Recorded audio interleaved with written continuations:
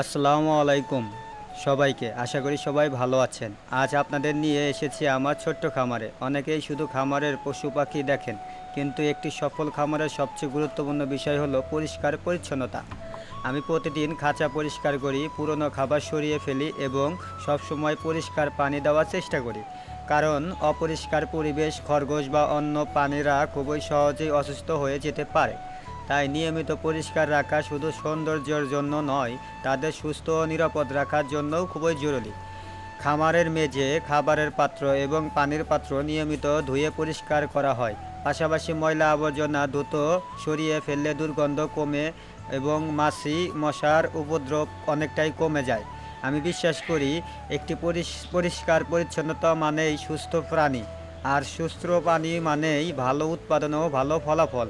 আপনারা যদি খামারে করতে চান তাহলে শুরু থেকে পরিষ্কার পরিচ্ছন্নতা বিষয়টি অভ্যাসে পরিণত করুন। এতে ওষুধের খরচ কমবে এবং পানিগুলো অনেক বেশি স্বাভাবিক ও প্রাণবন্ত থাকবে।